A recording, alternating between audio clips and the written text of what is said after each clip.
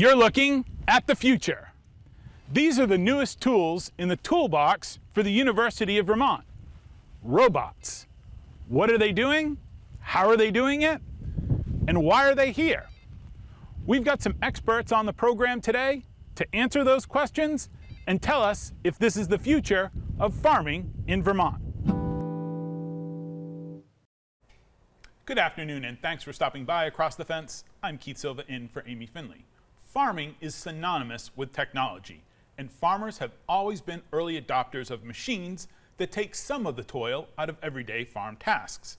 When we heard this past winter that UVM Extension's Northwest Crops and Soils team was testing weeding robots, we knew we had to check them out. Here are the bots on their first assignment, weeding, more like mowing, a cornfield in St. Albans. They're about the size of a riding lawnmower, but a bit narrower, so they fit between the rows.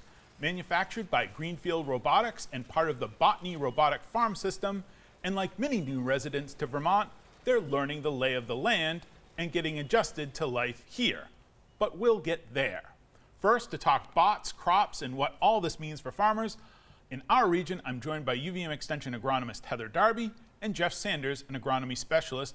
Both are members of UVM's Northwest Crops and Soils team. Welcome back to Across the Fence, you two. Hey, Thank Keith. you. Hey, good for you to be here. All right, Heather, robots. How did we get our hands on this technology? Sorry, how yeah, did you? that's okay. I feel like they're everybody's robots now. Everybody's driving by, taking pictures, stopping, hanging out of the windows. But yeah, they're in Vermont now. We've been hearing about this technology for a while, trying to get our hands on some. Okay. And we saw an advertisement for Greenfield Robotics, or an article in a farming magazine. Sure. So we just reached out to them, and then they, a year later, got back to us. So really, we've been interested in technology, this type of technology, but there hasn't been anything farm ready or really kind of Vermont ready. Okay. So this has been our first opportunity. And so these robots are owned by the university. Yeah. That you purchase them through a grant or whatever. Exactly. Yep. We purchased them through a grant through the Vermont Agency of Agriculture, and from Stonyfield, who many people know, a yogurt company. What's the goal here? What are you trying to do? Well, we want to reduce costs on farms and reduce inputs, right? Whether it be pesticides on certain farms or labor costs on other farms, and soil impact as well on many of our organic farms. They're out tilling the soil to get rid of weeds, and we want to reduce impacts on soil quality. So all the lots stuff, of all the goals, stuff you've always been doing for years and years. Different approach. Different approach, just robots. Yep.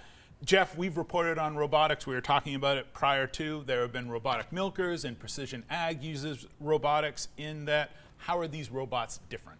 These robots are different in that they're totally autonomous, but they do require inputs from the company to operate. So it takes a lot of planning. The robots are just following a map. So they're not like seeing the rows. They're just following a line that they've been told to go on. And it's very important that line be very accurate. And it just takes a lot of resources to make that happen. But that's basically how they function. And that's quite a bit different than anything else in the market. Right, you said one of the things is everything's a variable out in the field. A milking machine, a milking robot in a parlor, there's not that many variables, udders, cow size. Easier to control those variables. Right. And then when you get into a row crop field, especially in Vermont, where we have so many different soil types, slopes, and Rocks. mud holes. Yeah. There's a lot that the robots have to be very robust, and the platform is robust. This platform with tracks and the mowers it does do what the company says they'll do. They will mow. So GIS, GPS, those are the mapping things, and then that information goes into the robot. Yep. So every robot has a Starlink unit. So the key to the robots, like everything else in life, is communication. They've got to talk back and forth to this place in Kansas, and they do that through a Starlink connection. So one of the challenges in Vermont is the user has to talk to the robot through their phone. You have to have phone service. So everybody needs Starlink in northern, on the border in Alburgh where we're working now. So everything's voice commands.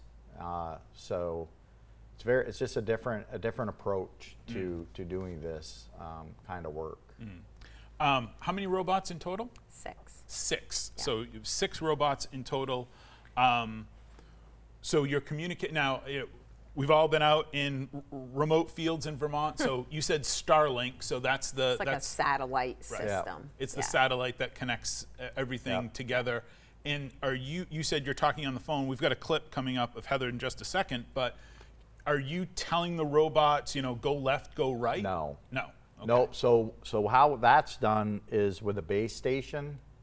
So we have a base station central to where all the fields are that we're working with, and that corrects that gives the GPS correction to sub-inch accuracy. Okay. So the robots know where they are in the landscape, and so we don't communicate left, right. There's some algorithm that, and we were talking about earlier about efficiencies, but there's an algorithm so all the robots know where they are and where all their partners are. Okay. And they just divide up the work and go. Yeah. Okay. So I wish I would have gotten 7 robots. Why did you want 7 robots? Because I was thinking of the 7 Dwarfs. Snow White and the 7 dwarfs. Because that's how I picture them when they go out into the field. Okay. They're just going And you're off Snow to White work. in this No, scenario. well, I would not say that, but they go off to work, and Gotcha, yeah. they kind of know where each other's going, and they do all have certain they personalities, definitely, wouldn't you say? there's 6 robots that are supposed to be identical. Yeah. They are not. They are not identical. They Okay. all have their own little thing. Okay, so when we shot some of this video last month, it was a work in progress. It was the first time that the robots were out in the field. And there was a fair amount of, as they say in 4-H, learning by doing. So we have some video of Heather trying to ask a question to the folks who run the robots. Yeah. Hey, Greenfield, we want to take control of our robots. Looking in the air. Yeah, so you can give it a command. So you can give it a command and then what robot it is. Okay. Hey, Greenfield, we want to know how fast robot 132. 132 is going. I'm not sure I understood what you want me to do. Can you please repeat? Celebrities, they're just like us. Yeah, they have yeah. problems with customer support. Did you ever figure out how to make Yes. Robot 132 go faster? Yes. Yeah, I can hear that. I'm not sure what you're saying. And then you didn't show the part when I'm like, Greenfield, screaming into the phone.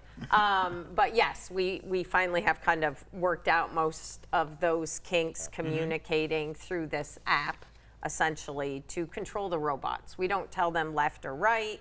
But we do use the app to get them started, to go to home base. Yep. We use them to sort of speed up the robot or slow it down. So there are certain things we can control It's with the an app. AI Yeah. thing, and when you get frustrated, you go, "Hey, Greenfield, I'd like to speak to a human." Yes, human. And they'll Oh, and it does. the And human That's will good. come It on. does, That's good. yeah.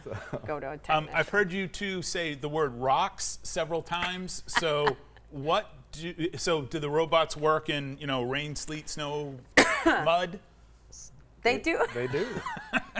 They do. They can be in the rain. I'm sure probably the snow. We actually want a snow plow. Yeah. For one of them. Okay. But yeah, I think they work under a lot of conditions so far.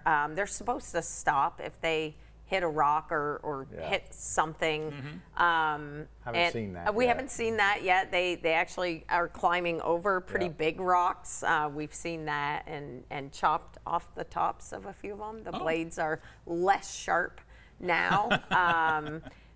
saw one accidentally go through a very large rut in the field full of water, so they are amphibious too, Okay.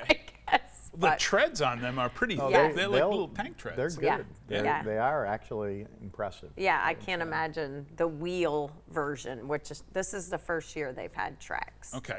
so, Okay. yeah. I can hear the viewers saying right now, but how much does it cost, Yeah. Heather? Yeah, yeah, Because yeah. you know, so is there a ballpark cost? Yeah, as everybody knows, you get the next iPhone, the cost Sure. goes up, right? New features, all kinds of new things. So I'm not sure, they're changing these all the time. We're already outdated, our Right. robots. But, the cost is between 15 and 40, around 40,000, depending on features and, Right. like I said, we have tracks now, and Yep. they're upgrading battery size, and so it's a moving target. It's a little moving bit. target. Yeah. How long do the batteries last? Have you tested 3 that yet? hours. 3 hours. 3 hours. So Jeff, Set your watch by it. Yeah, it's very consistent. you've spent a lot of time on tractors. You've done a lot with fields and different implements.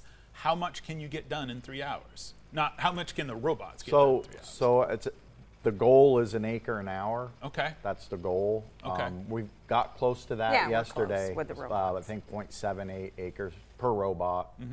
So the key is having enough battery reserves, like extra batteries. They swap out. They made it very nifty to switch the batteries. Takes less than 2 minutes to switch them.